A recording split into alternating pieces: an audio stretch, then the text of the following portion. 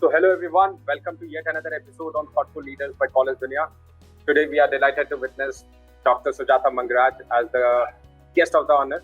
Having said that, and before we start our conversation, I would like to ask Dr. Sujata Mangaraj to give our audience a glimpse of her achievements and experience. Thank you, Mr. Soham.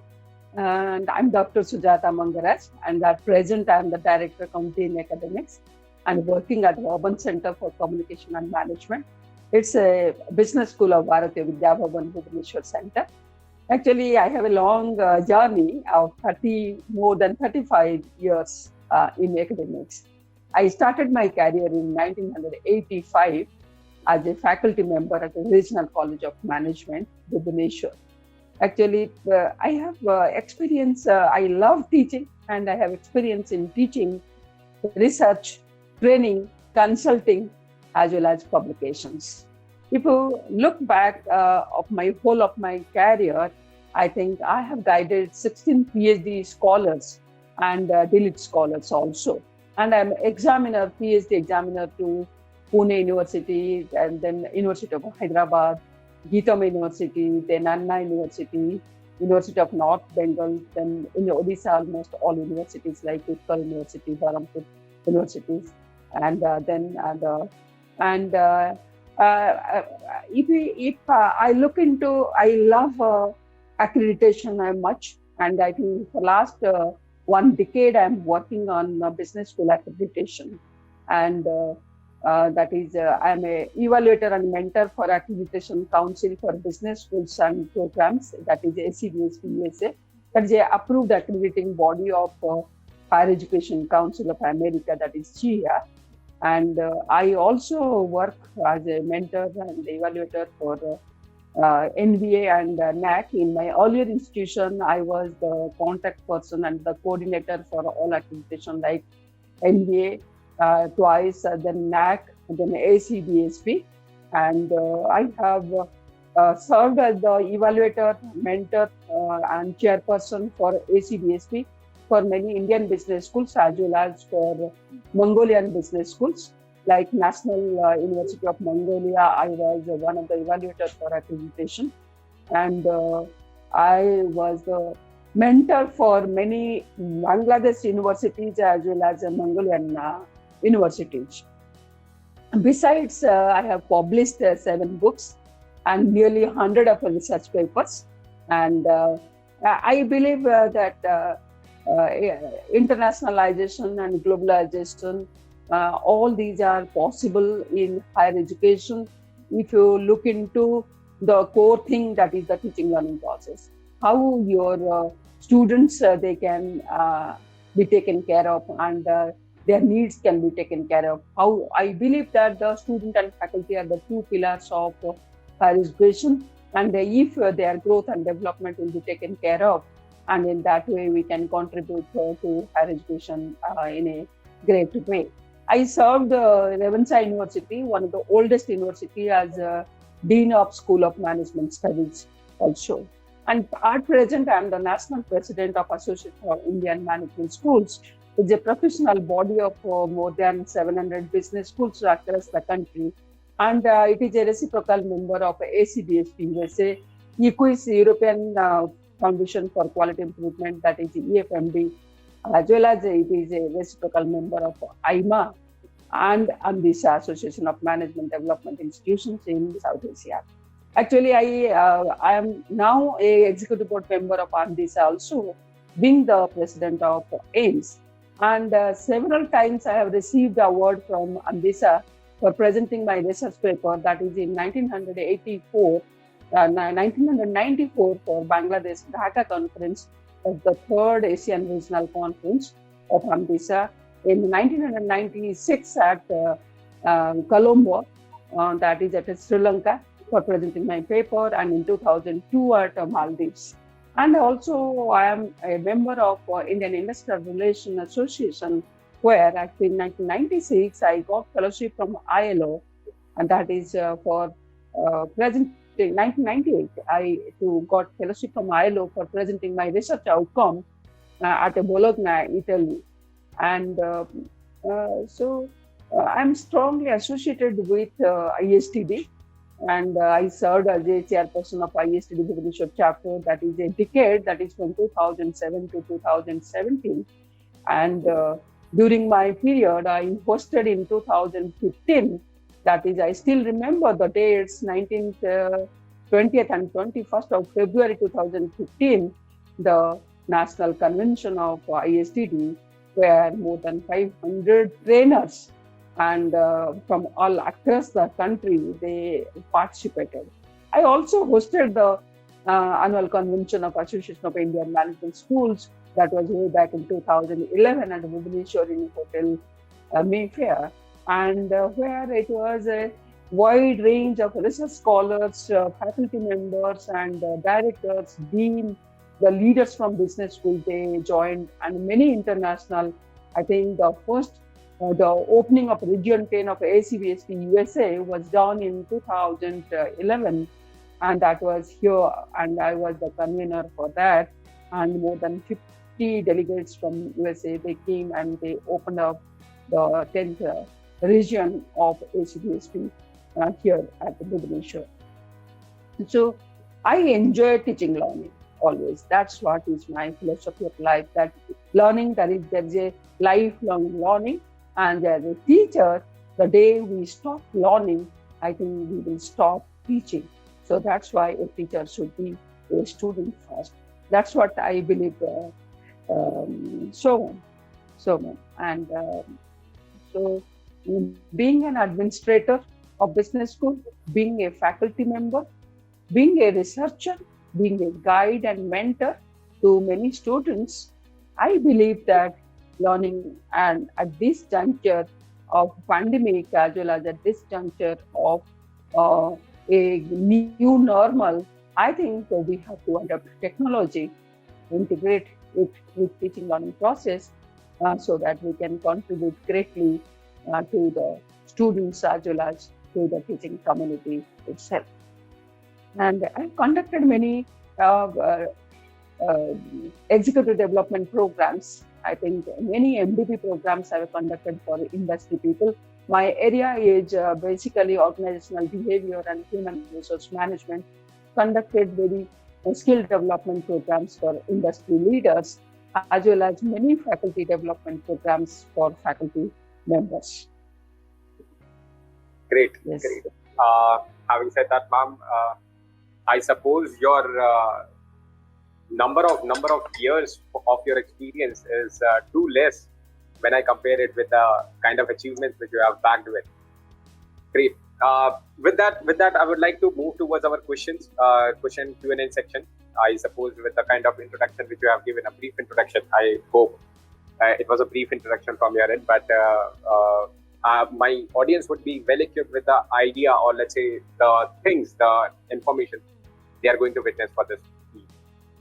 We would like to know, ma'am, having said that, we would like to know some specific points about BCCM, wherein we would like to know, our audience would like to know, that have you introduced any new program in your syllabus for this year, keeping the current scenario of digital learning competition, which we are facing currently right now? Yes, Shobham, you'll be happy to know that this year we have introduced business analytics as one certificate course of 60 hours duration. It's a 6 credit, 60-hour duration business analytics. We have a tie-up with Nimultech, a ITES company, and the company, we have a tie-up, and we discussed with them that to have business analytics. I will bring to your notice that while designing the curriculum this year for business analytics, we took the help of Dr. Biswajit Rath, who is heading the business analytics and CRM of Raymond's Group at Mumbai. And we designed the curriculum. Our basic objective is, while imparting business analytics certificate course, we should use the Python. And here we are using project-based teaching. And in market, we will use market basket analysis. In finance, financial modeling and time series analysis for financial projects. Then performance management evaluation, as well as healthcare evaluation by using Python. Actually, basically, when we are offering this business analytics, our whole focus is to make the student how to they can be ready for collaborative enterprise planning, augmented with predictive analysis for intelligent decision making and for better business outcomes. We are trying to make and provide them hands-on experience for application of business analytics in each specialized areas, that is in marketing, finance, HR, healthcare. In all areas, we are trying to focus on this. That is our first course. Second course this year we have launched, that is a specialization paper in finance area, that is financial modeling and evaluation. And here our focus will be very much on how they can use this financial modeling starting from accounting till company analysis as well as industry analysis. By using Excel, they can do this. The third course, which we have introduced this year, probably many of the business schools in the state, they do not have such type of program. We have introduced healthcare and hospital management as one of the specialization area along with the existing specialization. The student will opt marketing as one specialization and healthcare and hospital management as another specialization. Here, as you know, that this pandemic has taught us that there is no doubt of employability opportunities in healthcare services. Looking into this, we have introduced this specialization. Here, the student will be taught about basic healthcare and hospital management, operation management in hospital. I mean to say it's not operation of OT. I mean to say that how hospitals are running, what are the various activities, what is hospital administration, what are the record keeping activities, accounting activities in hospital, the national health program and mission, then biostatistics, then quality, safety, and risks relating to hospital, then planning and designing hospitals, that's important. And as you know, it is very much required that pharmacology as well as materials management is a very important part of hospital. And legal issues in hospital, as you know that number of legal issues are there. So we will cover all these issues and our PGDM graduates will be ready with healthcare knowledge. Besides, if you look into nowadays, negotiation skill has also been introduced as one of the core course because the student should be ready to handle any type of situation. So when you are asking about that, keeping the pandemic in view, keeping the digitalization into view, actually this year you'll be happy to know that we focus on 4R principle. That is rethinking the existing program. Whether the existing program, what we are offering, is it right at the digital era and online imparting online courses, because mostly the courses are now we are offering online. And then redesigning the courses and to fulfill the online mode. Then rebuilding the program, that is basically a basket of courses. As I told you, we introduced in healthcare. Similarly, we introduced in business analytics a basket of courses. That's a blended, basically a blended learning. And then rediscovering the essentials and not essentials. And I will tell you in latter part of my discussion that how we have chosen mentors for each area and how we have redesigned the curriculum completely. We have revamped the curriculum this year. We look into for each area, we have taken mentors from industry as well as leading academic institutions. We have taken their views and completely redesigned the curriculum, looking into this pandemic and looking the short-term need as well as the long-term need of the institutions as well as our stakeholders, industry, recruiters, as well as our students. With that, one can easily refer that BCCM has been quite dynamic with this pandemic, not affecting it because you have already introduced so many courses in order to make sure that students who get admitted in BCCM get out of it as to face the market competition. That's right. Yeah. Great. Yeah. Having said that, we would like to move on to the next question. That is, how do you what are the extracurricular activities that BCCM has planned for the future students who they are going to witness? Yes. So, let me first tell you what BCCM is offering in PGTM. Actually, we are offering PGDM as a 170 credit course, and it's a trimester system. And in the first year, we have 86 credits, and in second year, 84 credits. And when I am talking about credits, you can look into that one credit is equivalent to 10 hours of teaching. That is a lecture teaching. And we offer both core courses as well as electives. And if you look into our core business courses, around 80 to 81 credits we offer core business courses. That is elementary to core we offer. And 48 credits we offer electives. We have a system of dual specialization. A student has to opt marketing as one of the specialization, and the other specialization being HR or finance or IT or production operation and healthcare and hospital administration. If we look into the credit allotment, it's not only core and electives. We give much more emphasis on soft skill development, and we name it as employability skill. We make them ready for job ready, corporate ready, and around 10 credits each trimester from first trimester till fifth trimester. We offer 2 credits each trimester as our soft skill employability skills.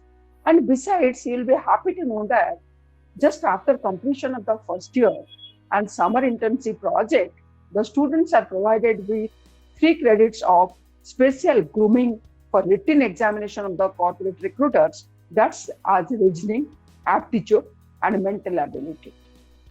If we look into our SIP is 4 credits, we provide 2 months of full-fledged SIP. Even you'll be happy to know that during this pandemic, we have provided online SIP to all our students, and the students have done a wonderful job. And more than one SIP this year, because the time is a great contributor. Even if it is pandemic, this is online, and the online has given lot of scope for students exposure to more than one company and do their SIP. We will look into the second year. In second year, we provide them at the end of the trimester, that is 6th trimester, we provide them a capstone project. A capstone project is basically a live project. And you will be happy to know that this year, our capstone project is basically on companies, that is on Air India versus Indigo, Yes Bank and SBI, OYO, Airbnb, Uber and Ola. Like this, from each and every sector, we try to provide them on the basis of published data, online published data. The student undertake a 6 credit of capstone project. It's a live project. They study the business model of the company, and the concerned faculty guide them, and they learn that and they compare. And around 48 capstone projects we completed this year. And if you look, besides this, as you rightly told, what are the extracurricular activities? The social dimension, I'm saying that we have a project that is social sensitization project, community development, and rural innovation project. Out of these 3 categories, a student has to choose based on what type of project is his interest. And in rural innovation, I think the students, they do a lot of innovative activities in rural areas. They take up social sensitization, social issues, as well as community development projects they do. They do a project on business history, which is partly the project presentation of the successful business models as well as the failure business model. They find out the learning outcomes from that.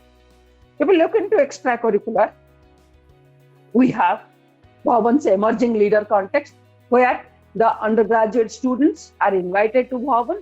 The student organize this competition. They find out the leadership potential through varieties of activities. It's a 2-day long program, and that's usually starting from the concept to execution. The students, they do. The students, they execute everything. They also invite company experts. They also brought support from company, and then they organize B-School Meet. They organize Ethnic Day, Shark Day, Welcome, Farewell, Ganesh Puja, Saraswati Puja, Swachh Bharat Abhiyan, blood donation, visit to orphanage, old age home, then you will be happy to know that they organize a lot of industry leader experts talk. Every Saturday there is a seminar, and the seminar is from varieties of areas. It's not only from business, not only from subject, not only from management. It is from varieties of other areas like art, craft, culture. So from every area, the leading personalities are invited, and it's organized by the students. And you'll be happy to know that every year on the eve of the Children's Day, on 14th November, is usually a week-long program. A Anjali festival is organized in our place in Bhubaneswar. That is for the differently able children, and children from many countries. They come and organize, and a program is organized here. Our students, they participate as volunteers. They organize everything. They invite these differently able children to our institute, and one day they play with them. They give them lot of satisfaction, like lot of grooming has been done. So, as you rightly told, what type of exposure they are getting for their enhancing their skill and making them ready to meet the real life challenges. Basically, in our curriculum, we not only focus on IQ, that is knowledge quotient, we also focus on how to make them emotionally balanced. Yoga is a part and parcel of our curriculum. Every trimester you will find there's yoga class, and making them students physically as well as mentally sound. So we try to see their emotionally balanced. We try to see their social quotient also, because they do a lot of social activities. They also their how they improve their interpersonal effectiveness skill. So we look into not only knowledge quotient, we look into emotional quotient, social quotient, spiritual quotient also. We are associated with many organizations like Think Tank Odisha is a think tank of all leading professionals of the state. They all are members, and the Bharatiya Vidya Bhavan Vishishem is the host for this. Every month, meetings are being conducted, seminars are being held, and our students also participate and share. And if you look into the Mukta Manch, that is free flow of ideas. Every month there is a meeting here, and our students, they contribute towards that. If you look into the social and spiritual dimensions here, that we have a tie-up with Bharatiya Vidya Bhavan has a tie-up with Infosys Foundation Bangalore, and for last 3 years a project is being funded by Infosys Foundation, that is the revival of dying art of the state of Odisha. More than 100 episodes have already been completed. Every Monday and first and third Monday evening of every month, programs are being held. And here the rural artisans, rural artists are being invited, and we take care of them, group people, and they perform. Our students host this program. And so in that way, if you look into our students, their learning quotient is a continuous type of learning quotient. We try to look into adversity quotient also. And you'll be happy to know that the day the pandemic and the state government declared the closure of all educational institutions, we also closed. Within 2 days, our faculty, they started teaching online, and our students, even if they are from very rural, remote or tribal places also, they accepted that. And that's what is their adversity quotient. We see that lot of grooming has been done, and usually we focus on individual students. We look into their strength. We look into their opportunities for improvement. We have alerted mentor, teacher mentor to each student. And during these 2 years of stay with us, we see them as our family members. We look into that, how a student from the X level, how they will go to the level which is expected. It's not, we do not only look into that they will be ready for industry. We look into that, how their life skills to be developed, and they themselves can find out their own potential.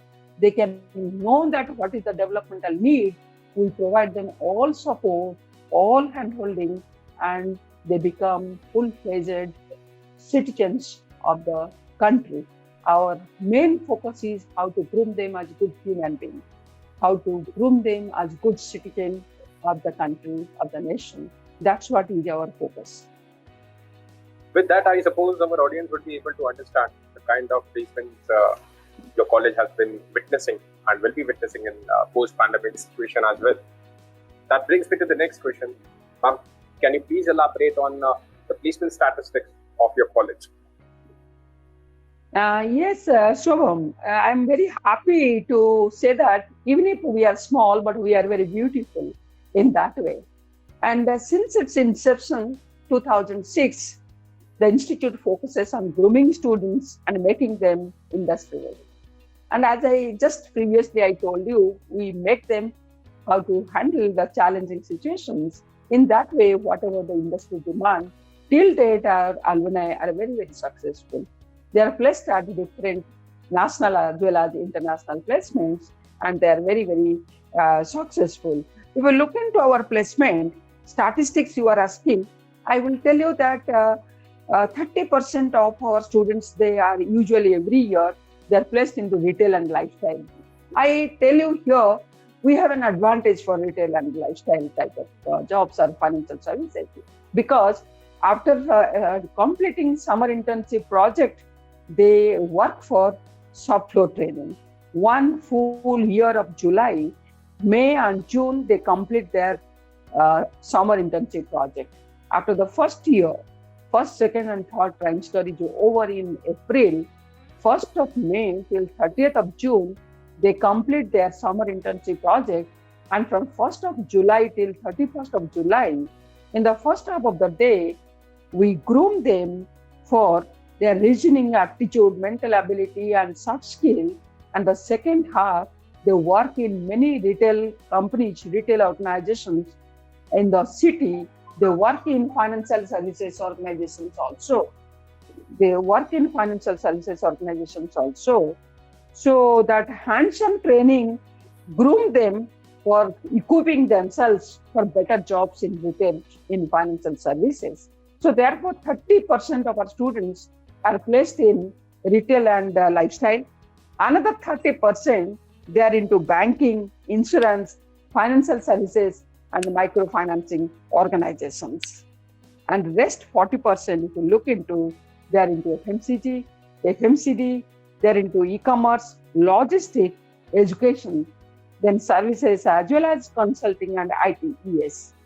And if you ask about our recruiters in banks, if you look into our recruiters are DCB Bank, ICICI Bank, Axis, Royal Bank of Scotland, then SAS Bank, then we have Canada HSBC Financial Services, SBI Life, Religare Securities, Bajaj Allianz, Future Generally.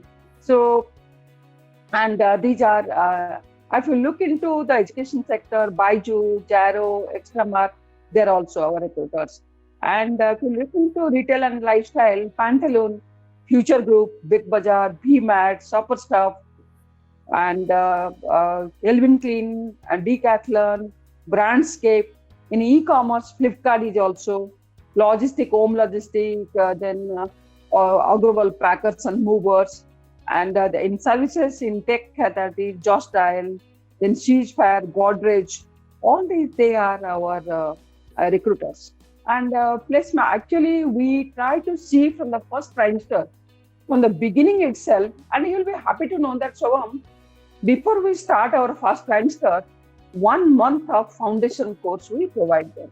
And the first 1 month of foundation course in June, we start the foundation course during June and July.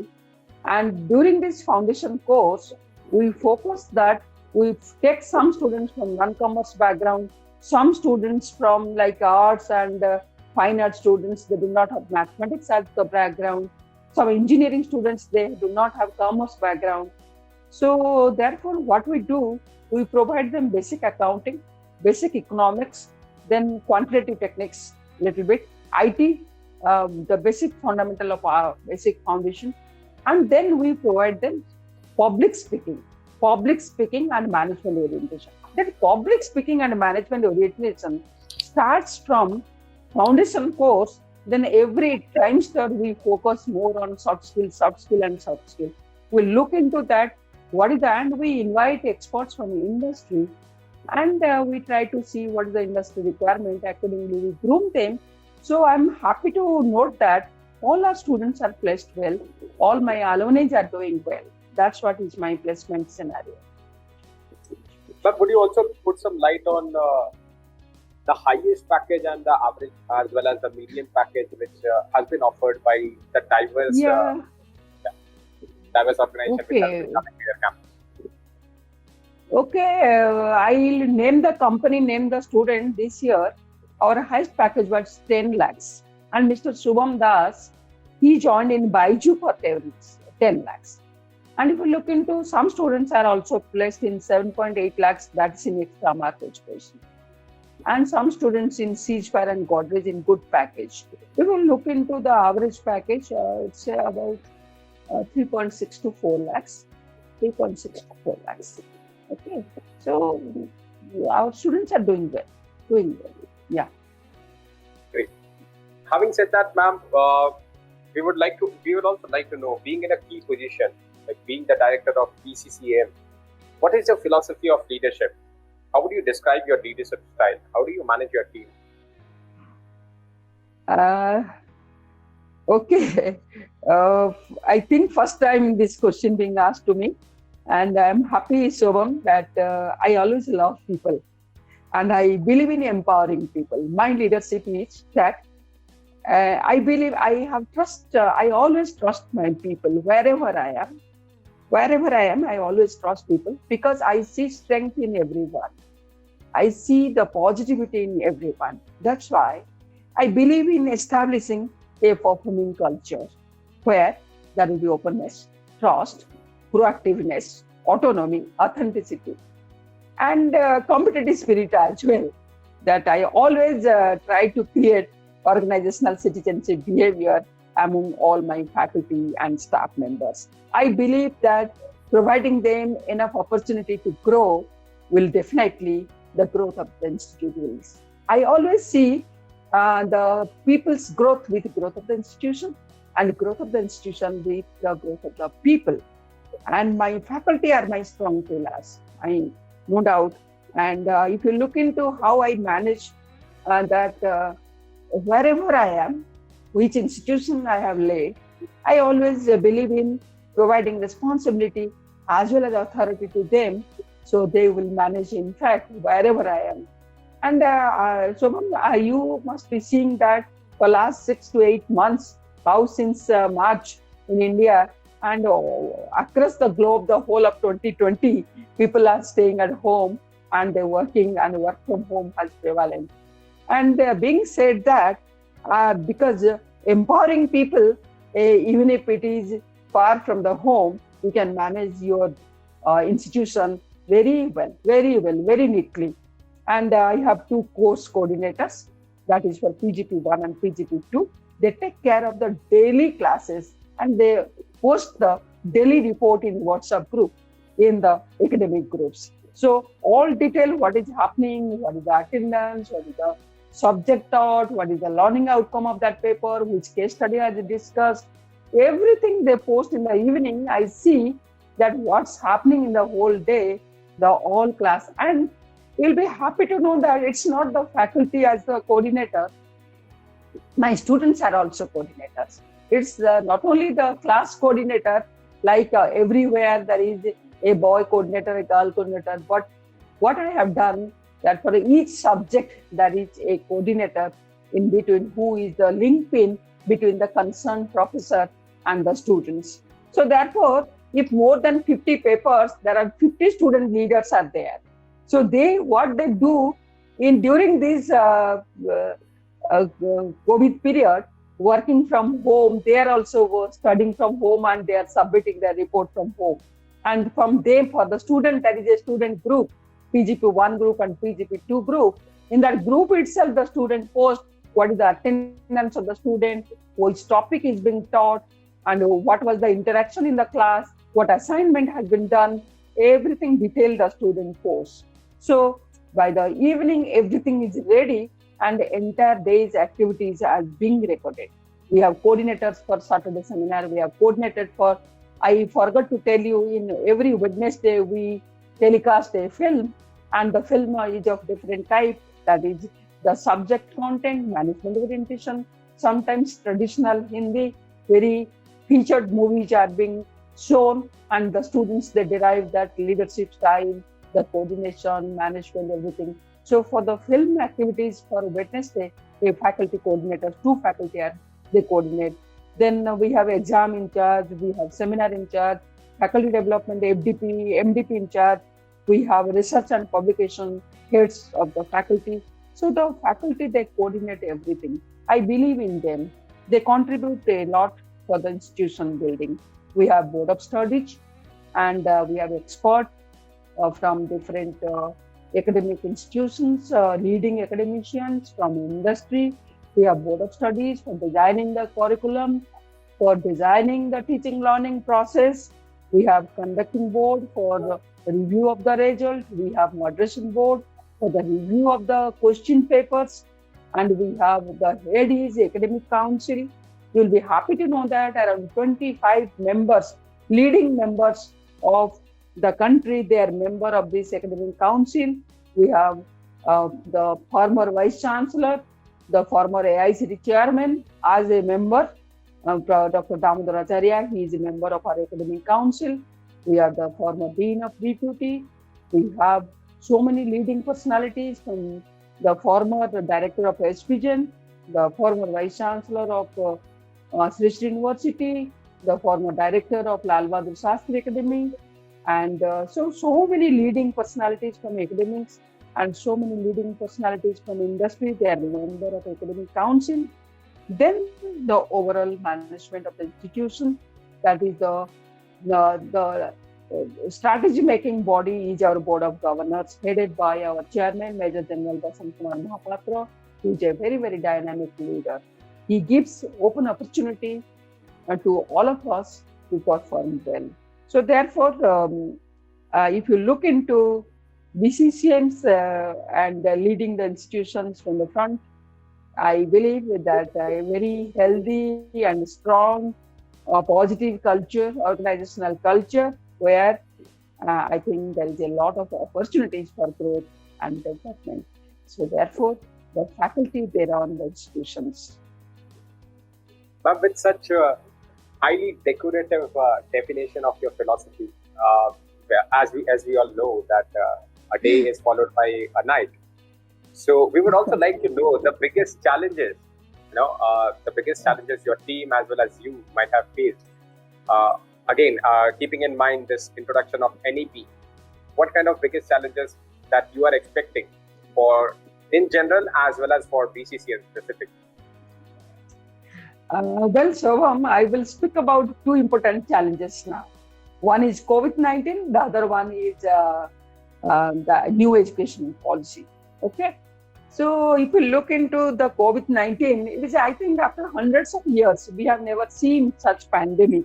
The pandemic has shocked the world, and the pressure on students and higher education institutions is also very, very high. And the pandemic has pushed all of us to reinvent the ways of coping with the new normal. And it is very, very important to understand the short as well as long-term impact and future measures. Let me first tell you that that is first, online learning will continue. That's what I believe, because online has become now the main line, and main line has become offline, and we are learning how to live with it and work in new normal. Therefore, it is very, very paramount what I feel, to understand that the integration of technology should primarily revolve around the student needs and not necessarily the teacher's needs. So it is giving a new meaning how education is taught, received, and do things differently, that influences engagement, retention, learning, and application. As you know that retention is very important. Engagement is also very important in online mode. Therefore, we are witnessing a paradigm shift in teaching learning process. The relationship between teachers and students is changing, where teachers have become more approachable and much better at understanding their student perspective. Technology has made learning more collaborative, as teachers and students are working in tandem to achieve better outcomes. This is shrinking the age-old accessibility gap and enabling tailor-made learning experiences for different learners with varied needs. In the process, what happened? Learning has become more interactive, interesting, and even personalized, and goes beyond curricular and co-curricular, making education available to anyone at anywhere effectively and efficiently. So therefore, the teacher has a big challenge now, how to make this online mode of teaching more interactive, because I believe that my QT faculty is having some problem. My accounting faculty has some problem. My financial modeling faculty has some, all that quantitative issues, operations faculty has some problem. So therefore, what I am suggesting them, that it is not only transforming the classroom, but also the research part. You have to do teaching learning as a research, what mode you should adopt, how you should integrate, how you should bring this quantitative things, how you can teach. So therefore, we have to refreshing the curriculum and retraining the faculty, upgrading the technology using effective tools, and that can only help learning effective and making the learners engaged. So therefore, that is the first issue. Second issue, it is not only for BCCI, for all Indian business schools, for Indian students, because Indian students now, they will stay in India. There will be good quality influx into the country. And the institute, therefore, enhancing the capacities and offering quality education comparable to international standard, can only make retaining the students and taking good students. And third thing, that as the economy is shrinking and it is very difficult, that is the affluency part and the affordability part of the parents will also shrinking. In that way, designing more cost-effective program can only help higher education institutions. And if you look into these situations created due to pandemic, we have to look into multidisciplinary modular pedagogy, transferable skill, customized learning to make more students engaged, and it should be a blended one. Even if the pandemic, I think the situation will improve and the students will come to the classroom. I think the online teaching learning will also still continue, and that will be a blended, because there is I see some positivity in online teaching, because we can get very high quality resource persons, not only from India but also from abroad, across the globe we can find. So therefore, there will be blended learning, and we have to have greater global collaboration in that way. That's my first issue. I told about this pandemic and how we can take opportunity of this, and how we can also manage the challenges emerging out of this. And here I will tell you that in looking into these challenges, I told you in the beginning that we have revamped our curriculum. For each paper also, we have redesigned it, looking into the online mode of delivery, and what is essential, what is not essential, what type of skill is more required and what is not required. That we have done. And I think I believe every institution should also look into the dimensions, that how to blend it and how to bring relevance into this in the context of pandemic. The second point, which you rightly told, and I also believe that 29th July 2020 was a landmark day in the history of education in India. On this day, As you know that Union Cabinet passed the long-awaited new National Education Policy 2020 and submitted by Kasturi Rangan Committee. The policy no doubt envisages and ensures a bright future for the leaders of tomorrow and paves a way for vibrant, accessible, equitable, affordable, and quality education by encouraging. And no doubt the policy, what I feel, the entirety of the policy focuses on the holistic development and nurturing each child's unique talent. That is the main focus. And the policy is not only aspirational, it is also futuristic as well. So the policy aims at broad-based flexible learning and advocates an integrated approach of new academic framework that takes into account the education from age of 3 to PhD and beyond. Though the policy is not very clear about management education, it is silent about management education, but what I feel, the policy aims to increase the gross enrollment ratio in higher education, including vocational education. And what I remember, that is from 26.3% in 2018 it is to 50% by 2035, and increasing the intake in higher education institutions by 3.5 crore new seats and higher education institutions to become multidisciplinary by 2030. And here, the world's top 100 foreign universities will be facilitated to operate in our country.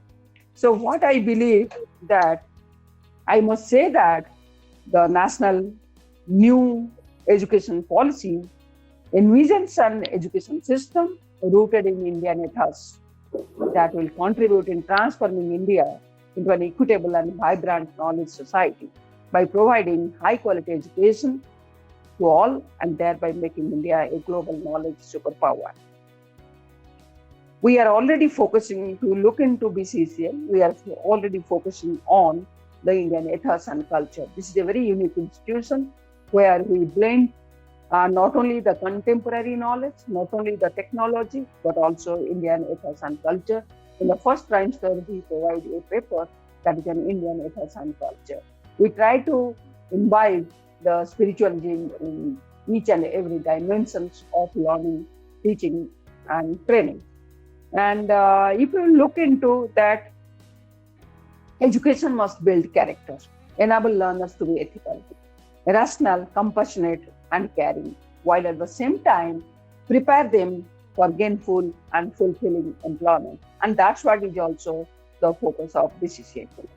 So therefore, education must move towards less content and more towards learning about how to think critically and solve problems, how to be creative and multidisciplinary, and how to innovate, how to adapt, and how to observe new material in novel and changing fields. Therefore, pedagogy must evolve to make education more experiential, holistic, integrated, inquiry-driven, discovery-oriented, learner-centered, discussion-based, flexible, and of course, it should be enjoyable. Otherwise, retention will not be very much there. Therefore, the aim must be to have an education system that is second to none, with equitable access to the highest quality education for all learners, regardless of social or economic background. And your question was to me that what challenges also BCCM will face, because the new education policy is speaking about that at least the higher education institutions should have not less than 3,000 takers. So in that way, BCCM can think of integrating itself with any university, being associated with any other higher education institutions in that way, because we provide PGDM program. Therefore, we are trying to become multidisciplinary. We are trying to, and as regarding the modular pedagogy, we are already adopting that. And as we look into the transferable skill, that part, we are also looking into this because we have tie-ups, we have student exchange and faculty exchange tie-ups with many Indian as well as international business schools. And that's what also we are taking the benefit of new education policy in that line.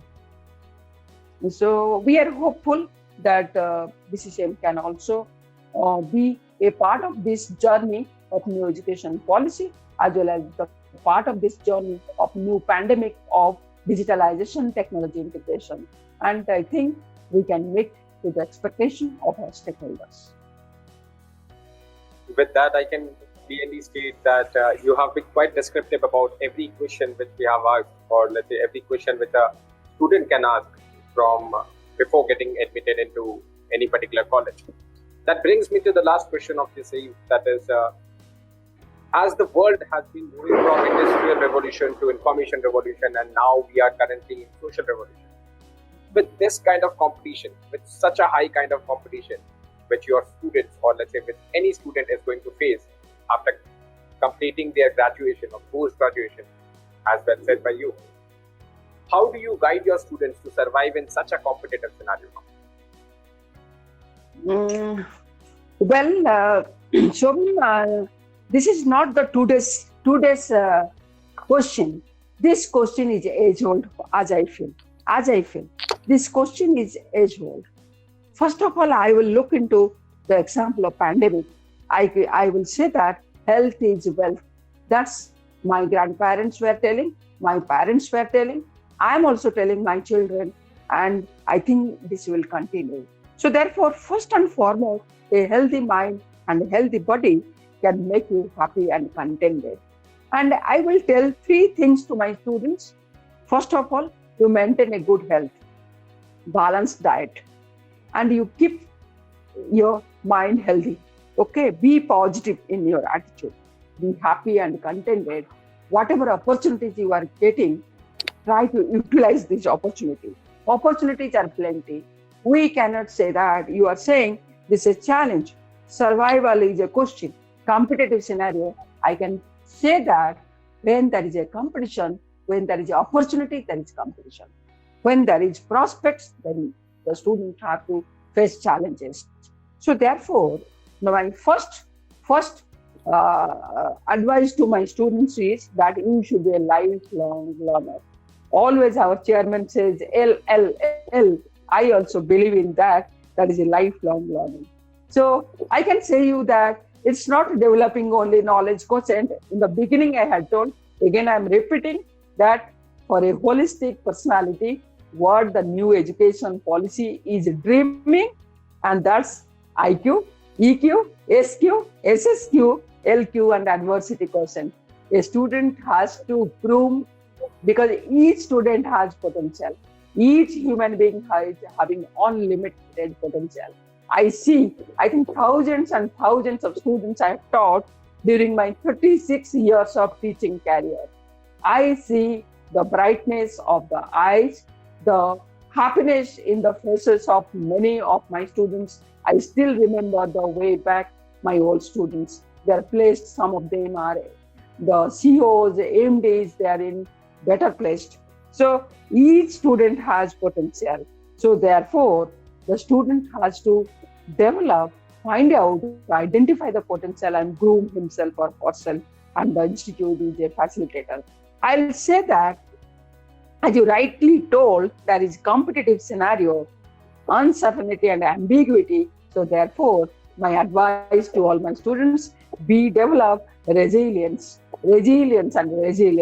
So therefore, you can develop your uncertainty or ambiguity quotient and uncertainty and adversity, and you be resilient. So therefore, you have to accept whatever is coming. And once you will accept, that becomes easier to take a right decision. As you know that for taking agility is one of the important important dimensions of one's personality, of a student, so of any human being. So therefore, for quick decision making, you should be very, very agile. Accept the situation so that you can analyze properly. You can do the strengths, weaknesses, opportunities, and threat analysis properly of the situation. So therefore, you develop agility. You develop adaptability and continuous learning. because disruption is the name of the game. Change is the name of the game. Uncertainty is the name of the game. Change is the only certainty. What I see, what we see today, past, and tomorrow, the future. So, therefore, disruption can bring new creativity. And that's the name of the game in any economic activity, any business activities, any social dimensions. So, therefore, adaptability is one of the important skill, and continuous learning supported by adaptability is another dimension. I can see that wherever children will be placed, wherever people are working, you have to manage people. Therefore, be compassionate. Be compassionate. You have to see that you have to see yourself in others' place, put yourself in others' place. So be compassionate. You have to develop compassionate. And today, when we are talking about digitalization, technology integration, you have to not only engage people, you have to engage machines. So therefore, proper planning, understanding things, having technical skills, and you have to update your technical skill more often, and therefore behavioral adaptability, because now in online mode, you have to, your eye is working, your attention, how you are managing. So therefore, behavioral adaptability is more important. More discipline, more understanding, more patience, and proper planning. So you have to keep your eyes and ears open. And always I say that, my dear students, you have a lot of potential, a lot of strength. Only you have to look into that and see that. And only one, and the overall, when I'll conclude, I will say that it is only positive attitude. It is only positive attitude that will bring, I think, from 0 to 100%. That will change adversity into opportunity. And I think that's what I believe. Thank you so much, ma'am. Thank you so much for sharing your experience and the knowledge which you carry in this industry. Thank you so much, ma'am.